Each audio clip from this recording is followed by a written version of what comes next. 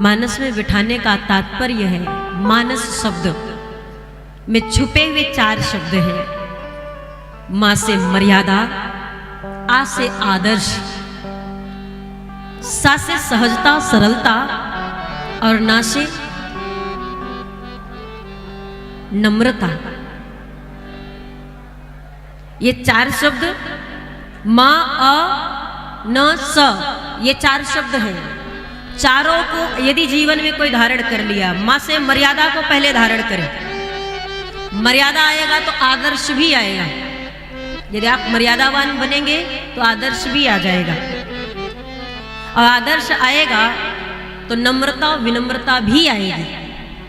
आदर्शवान व्यक्ति को आप देखेंगे, विद्वान व्यक्ति को आप देखेंगे, जिसमें सच में कुछ है, ऐसे व्यक्ति को देखेंगे तो वो विनम्र बहुत होते हैं।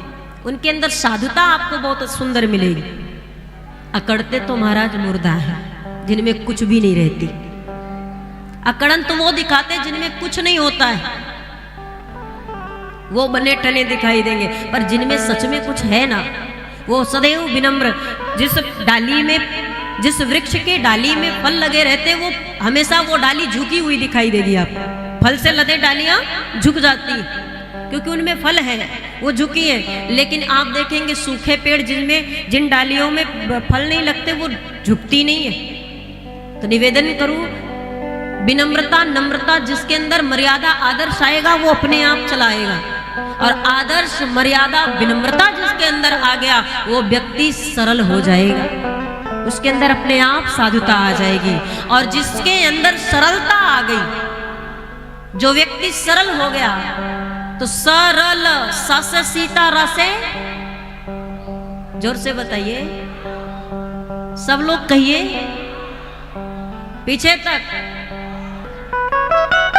बड़े काम का नाम है ये, बड़ा काम आता है। जब मौत सामने खड़ी होती तब मुख से निकलता है ये, और मौत से बचाने का सामर्थ्य है।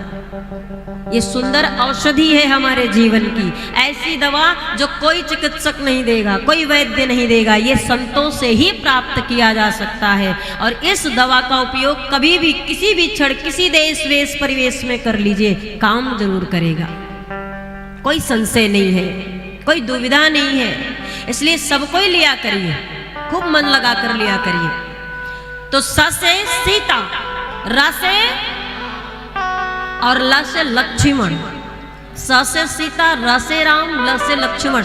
जब सरलता जीवन में आएगी तो ये सीता राम लक्ष्मण अपने आप आपके जीवन में आकर के विराजमान हो जाएंगे। बस मानव जीवन का एक यही सार है, एक यही लक्ष्य है, सीता राम की प्राप्ति हो जाए। बाकी कुछ भी मानव जीवन में नहीं है महाराज। ये मोह माया कुछ दिन के, क्षण मात्र के, बाकी सब खत्म हो जाएगा, स्वप्न की तरह टूटेगा। उस सत्य को जानिए, उस सत्य का बोध करिए। तो जो व्यक्ति मानस को मानस में बिठा लेगा, इस रामचरितमानस को अपने मन रूपी मानस में बिठा लेगा, वो अद्भुत सरलता को प्राप्त करेगा। और जब सरल हो जाएगा तो सीताराम अपने आप आकर विराज होंगे, जैसे हनुमान जी के हृदय में हुए। हनुमान जी के हृदय में क्यों हुए?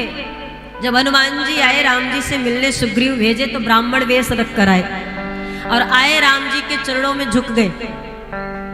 चरणों में नहीं झुकना था हनुमान को, क्योंकि वो बंदर बनकर नहीं आए थे, वो ब्राह्मण बनकर आए थे, और ब्राह्मण क्षत्रिय के चरण में झुकते नहीं है, झुकते हैं। लेकिन राम के चरणों में हनुमान जी झुक गए, जो कि दूर से आते हुए ब्राह्मण वेश हनुमान को देखकर लक्ष्मण जी बोले, दिन बड़ा शुभ है, ब्राह्मण दर्शन हो गया, और पास में आएंगे तो प्रणाम भी करूंगा। ये चर्चा लक्ष्मण जी राम जी से किए।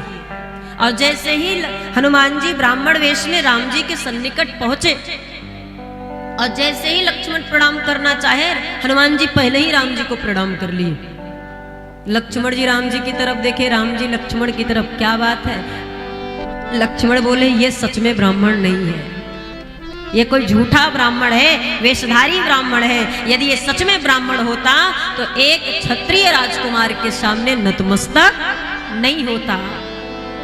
अब हनुमान जी को पहचान तो लिए राम जी, तो तो राम जी ने क्या किया, हनुमान जी को उठा करके हृदय से लगाना चाहते थे, लेकिन राम जी के हृदय में माँ भगवती जानकी जी विराजमान रहती।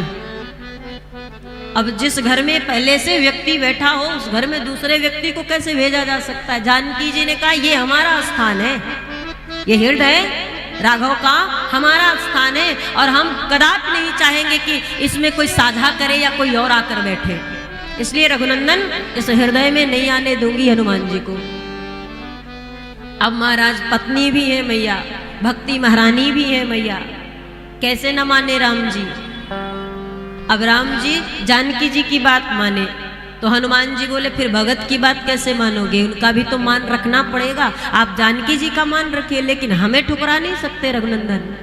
तो राम जी ने कहा ठीक है कोई बात नहीं, हमारे हृदय में स्थान नहीं है, हमारे हृदय में जगह नहीं है, पहले से कोई बैठा हुआ है, एक काम करो। हनुमान जी ने कहा क्या करें, बोले तुम्हारा हृदय तो रिक्त है, तुम्हारा हृदय तो खाली है, एक काम करो मेरे साथ साथ मेरे हृदय की भी रहने वाली, क्योंकि मैं जाऊंगा तो सशरीर जाऊंगा तो हृदय भी जाएगा, तो मेरे साथ साथ मेरे हृदय में भी रहने वाली आपके हृदय में विराजमान हो जाएगी। आप अपने हृदय का फाटक खोलिए, हम सीताराम सहित उसमें प्रवेश कर जाते हैं। हम अकेले नहीं, अभी आप आते तो सिर्फ आप आते, अब हम भक्ति के साथ आपके हृदय में आ रहे हैं। इसलिए जब भी हनुमान जी सीना फाड़ कर दिखाए तो राम अकेले नहीं दिखे, अकेले दिखे कभी, जब भी सीना फाड़ करके दिखाए तो सीताराम जी साथ में दिखाई दिए। अर्थात हनुमान जैसी सरलता जीवन में यदि आ गई तो सीता जी को साथ में लेकर राम जी मानस में आपके विराजमान हो जाएंगे। इसलिए मानस को गाना है, मानस को सुनना है और मानस को जीवन में धारण करना है तो सरलता अति आवश्यक है, सहजता बहुत जरूरी है। सरल बन जाइए, मूढ़ बन जाइए। राम कथा के जितने श्रोता हुए सब अज्ञानी बने, सब मूढ़ बने। आप विचार करिए, क्या माँ भगवती पार्वती अज्ञानी है? क्या उनको ज्ञान नहीं है? वो कोई साधारण स्त्री है जगत की? वो आदि अम्बा जगदम्बा है, वो शिव प्राण बल्लभा प्राण प्रिया है, शिव की अर्धांगिनी है, आधा अंग है शिव की। आप विचार करिए, जो शिव सदैव राम की समाधि में रहते हैं उनके आधे अंग में रहने वाली पार्वती भगवती क्या राम को नहीं जानती? लेकिन फिर भी मैया ने कहा कि मेरा जिस प्रकार से अज्ञान नष्ट हो जावे, हे भूत भावन भोलेनाथ उस कथा को सुना दीजिए। कही रघुनाथ कथा विधि नाना, आप विवेकी हो, आप ज्ञानी हो, विद्वान हो और मैं मूढ़ हूं। हमारी अज्ञानता का हरण करिए इस ज्ञान रूपी प्रकाश से। आप विचार करिए महाराज, भगवती सब कुछ जानते हुए अज्ञान बन गई। भरद्वाज जी भगवान के अनन्य भक्त, परम प्रेमी और साधु, ये राम को नहीं जानते, लेकिन फिर भी आज जब सामने याज्ञवल्क्य जी बैठे तो भरद्वाज जी निवेदन किए, राम कवन प्रभु पूछो तो ही। राम कौन है? जो समाधि लगाता हो, यज्ञ करता हो, पूजा पाठ करता हो, क्या भला उसको भी पूछना पड़ेगा राम कौन है? लेकिन फिर भी पूछा और ये भी हाथ जोड़कर कहा, जैसे मिटई मोर मोह भ्रम भारी। जिस भी प्रकार से ये मोह नष्ट हो, हमारा भ्रम संशय नष्ट हो हमारा, कृपा निधि कृपा करके कथा श्रवण कराइए। अज्ञानी थे क्या भरद्वाज जी? माँ भगवती पार्वती अज्ञानी थी, गरुड़ जी अज्ञानी थे, फिर भी आप अपने आप से कहते हैं कि हम अज्ञानी हैं, हम मूढ़ हैं। क्योंकि कुछ पाना है, यदि किसी से ज्ञान पाना है तो अज्ञान बनना पड़ेगा।